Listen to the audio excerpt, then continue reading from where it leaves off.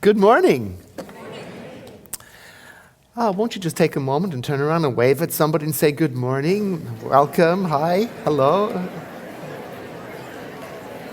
That's wonderful. Now your faces are all shining bright and it's beautiful to look at. And it relates to our topic. This is the last Sunday of the year, so it is the completion of our year-long program celebrating 100 years of our teaching, The Science of Mind, the public teaching, which started with our founder's book, Creative Mind, published in 1918. And we've been going through the whole year exploring that with a different focus each month.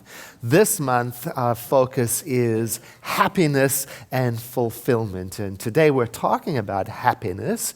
And so it's proper, I think, to talk about Gretchen Rubin, who is one of the most influential, one of the most thought-provoking writers on the topic of happiness. You can read her blog and her articles, quite lovely. On her blog, she sometimes interviews other authors. Once she interviewed the author and photographer Kelly Hampton. Kelly wrote a book of her own. It's called Bloom. And it's about her experience of the first year of her daughter's life, Nella. Nella was born with Down syndrome, and the book talks about Kelly's experience, her changing perspectives and her changing expectations as she moved through raising that child. The subtitle of that book, Bloom, is Finding Beauty in the Unexpected. That's correct. So in the interview, Gretchen asks Kelly, what's something you know now about happiness that you didn't know when you were 18 years old? Oh, that's a good question. Isn't that excellent? I mean, well, especially since we're approaching a new year, you could ask yourself, what is it that I now know about happiness that I didn't know last year? Oh, the room went quiet. Kelly answered it like this. I now know that I am 100% responsible for my own happiness. It is a state of mind that is cultivated by my own choices and habits, not things or people. Yes, my children make me happy. Yes, sitting at the beach and watching a sunset makes me feel happy. But I cannot rely on other people and my environment to make me happy. I don't ever want to make the mistake of thinking my happiness is dependent on something, a different job, more money, another child, wood floors, a remodeled bathroom, etc. Well, that gives us our first point in our discussion about happiness, and it is this. Happiness is not entirely dependent on externals. Now, our own Science of Mind teaching would say something similar. It would say, yeah, externals like people, things, situations, no, your happiness is not dependent on, and our teaching would say, and your happiness is entirely dependent on what you think about people, situations, and things. In other words, the way we interpret the world has something to do with our happiness, even the difficult situations in life. We're not trying to sidestep difficulties or paint a pretty picture of the world. No, really, all of life, how we interpret all of life has something to do with our experience of happiness. Indeed, in our book of the month, the Book of Joy, His Holiness the Dalai Lama and Desmond Tutu, on page 245, it says, joy is the happiness that does not depend on what happens. It is the grateful response to the opportunity that life offers you in the moment. So that's another good point. It should go up on that slide. You know, that's wonderful. Happiness has got something to do with gratitude. So make a mental note to insert it as your own second point. Back to the interview. Gretchen asks, is there anything you find yourself doing repeatedly that gets in the way of your happiness? Oh my goodness. Now that's a good question. Is there anything? Imagine you were being interviewed. How would you answer that? Is there anything you find yourself doing repeatedly that gets in the way of your happiness?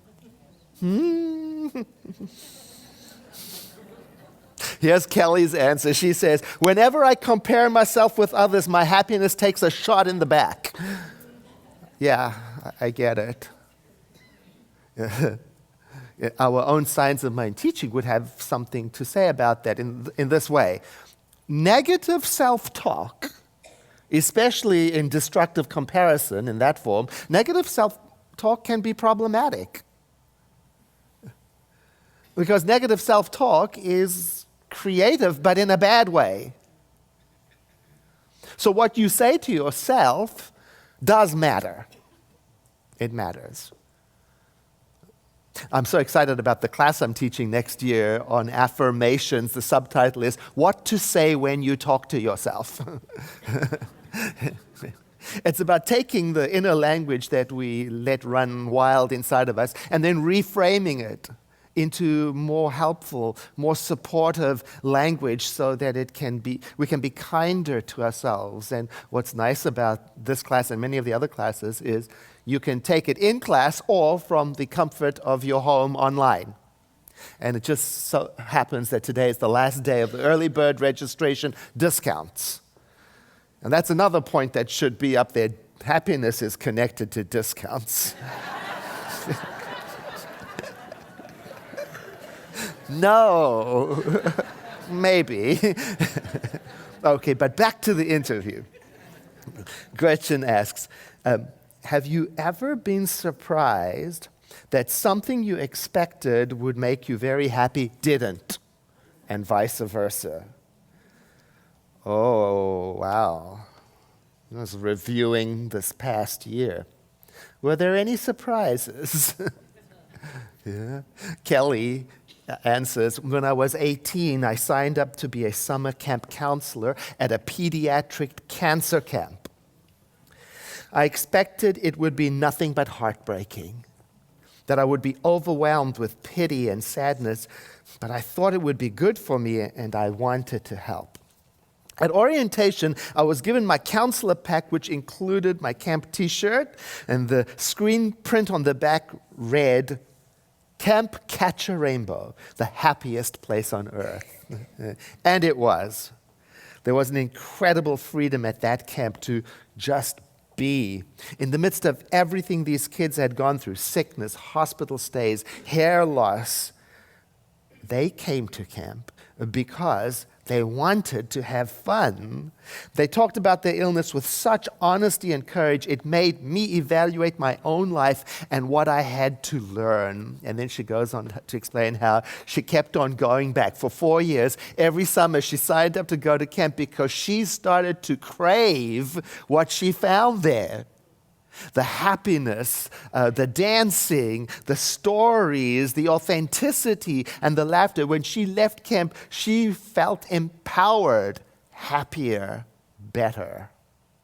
She goes on with her answer. 10 years later, my own personal experience of welcoming my second daughter mirrored those first camp feelings. Certainly, raising a child with Down syndrome was something I was worried about. I thought it would be devastating, but I was wrong. Sometimes happiness can be found in the most unlikely experiences. And once again, I'm reminded that happiness is not determined by things or people, but by choices and habits. And I'm choosing to be happy. There's our next point. I love that. First of all, I forgot comparison steals this one. Happiness can also be found in unlikely experiences. Our own Science of Mind teaching would say it this way, using the words of St. Francis, for example, where there is sadness, we are the ones who bring joy. Where there is despair, we are the ones to bring hope. We are the change factor through what we consciously nurture inwardly. So you could say, it is our consciousness that reveals the hidden splendor. So in this new year that is coming, we might be asking ourselves, where do I think my happiness will be found in 2019? Maybe if I win the lotto. It's complicated. Again, it went quiet. It's something to think about, isn't it? On CNN Health, that magazine, online magazine, there's an article about lotto winners. And the article reminds us that it can be fun to think about, to fantasize about what would I do if I won the lotto. That can be a fun exercise in visualization. And the article points out that in reality, some lotto winners have quite difficult experiences of it. There's this one story of a young mother of 3 children who said that she just wished she could change her name and go somewhere on the planet where nobody knew her and just hide. That's how bad it was. And then another family, a Washington State man, said that all they encountered were predators so bad that they couldn't even leave their home until they hired police protection. Well, not all lotto winning stories work out poorly. It just makes a good point. Here's the point. Happiness and sadness are possible with or without wealth. Well, now that that's cleared up. See, our Science of Mind teaching would probably say it something like this as an affirmation: I am not controlled by conditions. I am not influenced by conditions. I influence conditions by what lives in me, by what is alive in me. And the mind of creation is within me. The love and the power and the creativity of the living universe is in me. And I get to bring that to life everywhere I go. I am the change factor. Again, let's ask that question. Where do I think my happiness is going to come from in 2019? Well, in our culture, we live in a very modern world, very developed, and if we look at all of the advertising around us, it will tell us where our happiness is hidden. It's very clear.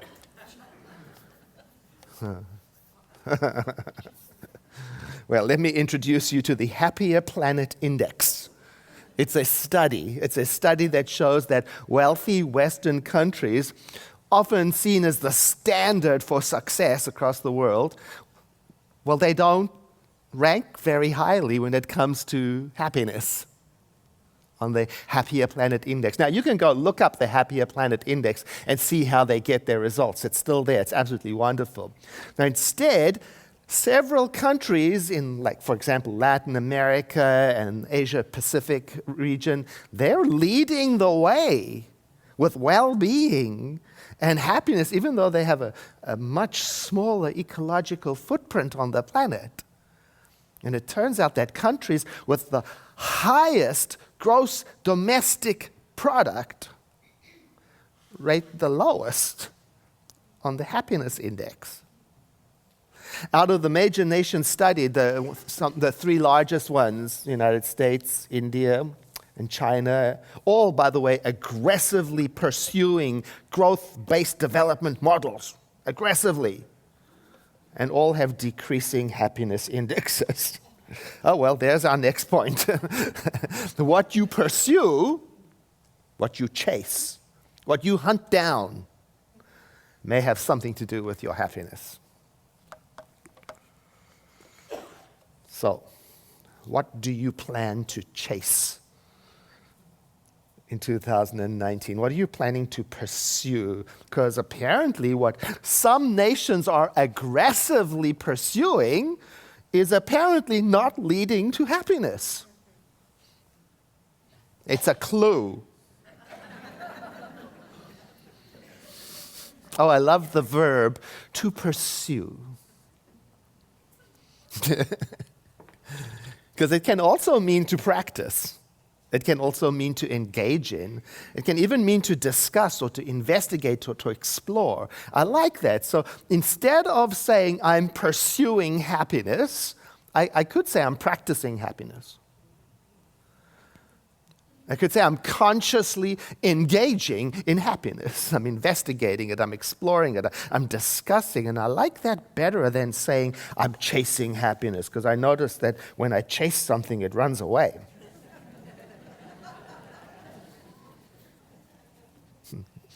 The activity of chasing, it takes me out of the present moment. It's reaching. Whereas the activity of practicing is all about being here, being present with what is in front of me. Oh, here's a lovely question for 2019 preparation. What prevents me from being present? What do I allow to distract me from being available to the here and now? I went for a doctor's appointment a couple months ago, and I went into the waiting room in the medical office, and it was filled up with people, and they were all looking at their phone. And very soon I was too. But I looked up, but the faces, not happy. Not happy. Except for one little girl. Very animated and alive and happy. No cell phone. She had a doll that she was talking to in quite an intimate and active way. It was just wonderful. She had brought like a bubble of happiness right into this very serious environment. And she had done it with her imagination, you know. And I imagined that her reality felt quite different to mine. It was beautiful to watch, you know. I mean, don't you ever wonder what we used to do before we had cell phones? How did we wait? How did we eat? How did we go to sleep? How did we wake up? Did we talk? Was that a thing? Did we used to talk? Another blogger, Rachel Macy Stafford, you're going to like her. Her blog is Hands-Free Mama. So you know what her perspective is. She writes about so many beautiful things. She wrote about one of her favorite activities as a child when on vacation at the beach. She just loved rescuing live starfish that had washed up on the beach. She just couldn't stand the thought that they would be stranded there and dry out and die. So no matter how long it took her on her vacation, that was her thing. She would roam around, find the stranded starfish, and return them back to the water. That was her thing. And she writes, somewhere along the line, I stopped saving starfish. Actually, she writes, I can pinpoint exactly when it happened. My highly distracted years. When to-do lists took over. When the pace of my life was a constant mad dash to a finish line that could never be reached. When I gripped my devices tighter than the hands of my loved ones. When I said yes to everything requested of me outside the home and said no to the most important tasks inside the home, like playing, laughing, making memories. And then she notes that as an adult, on vacation, things changed. Even though she was at the beach, she was focused on other things now, to-do lists. Fitbit, counting, got to get enough steps in. Got to be ready for whatever's on the agenda when she gets back. So she had become so driven by daily life that she had stopped enjoying the journey and she had stopped noticing stranded starfish. I remember, she writes, the day I noticed a stranded starfish again for the first time in many years.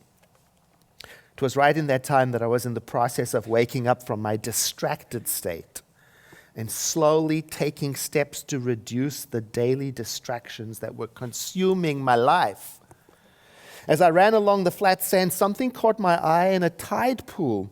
At first, I kept running, but I just couldn't keep going. I had to go back.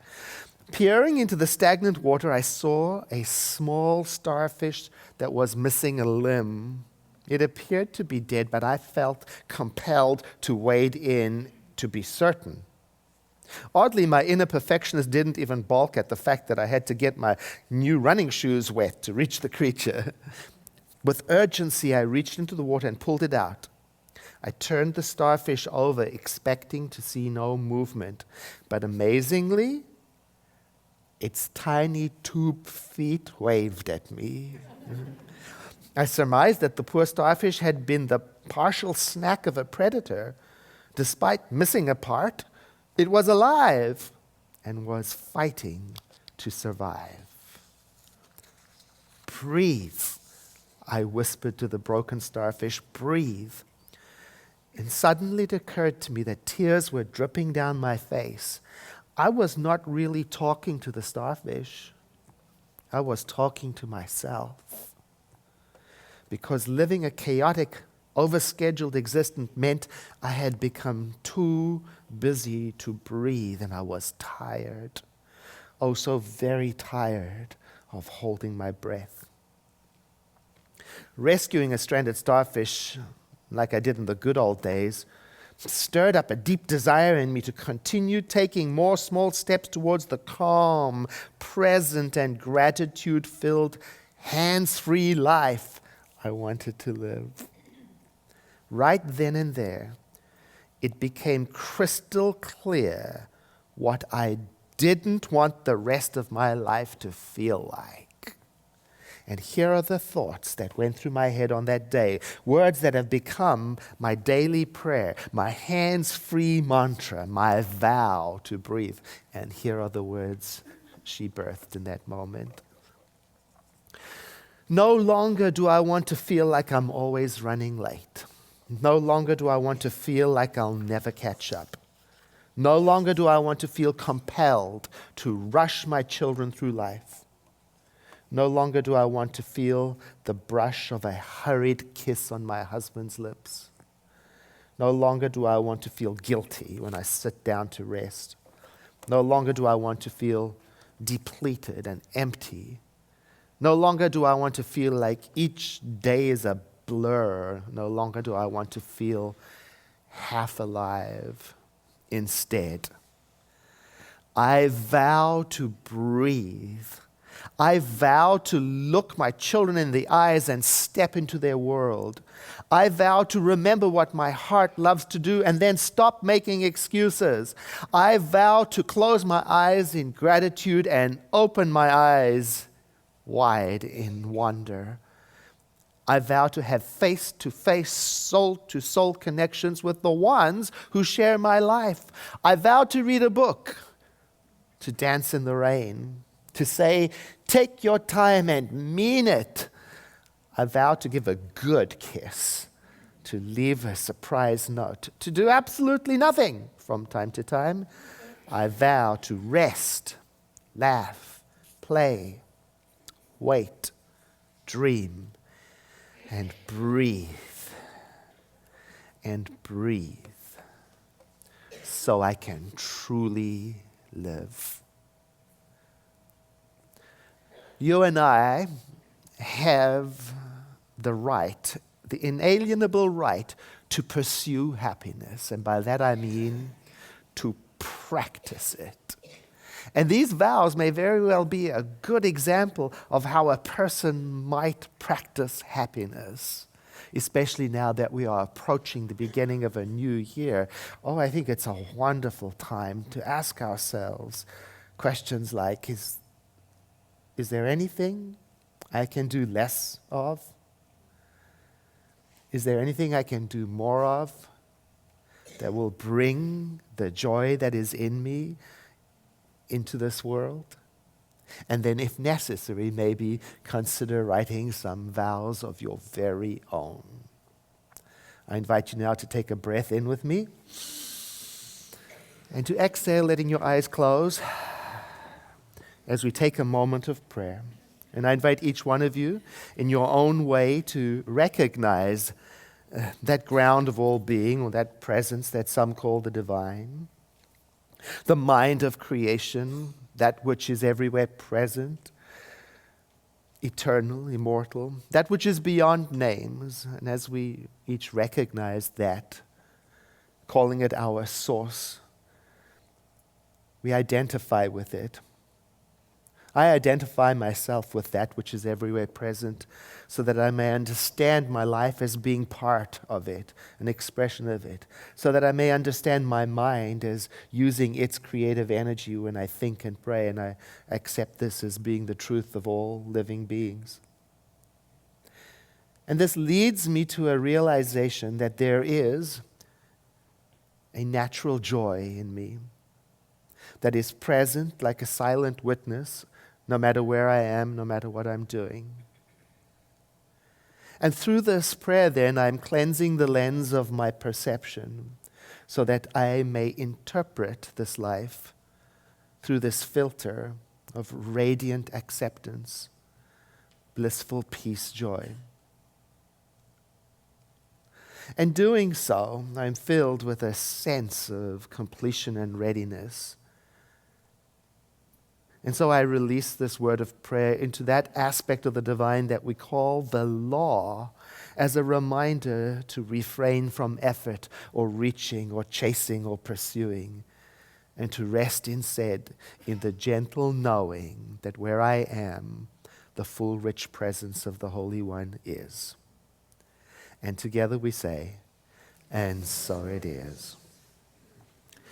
I invite you now to take a deep breath in, followed by a sigh like this.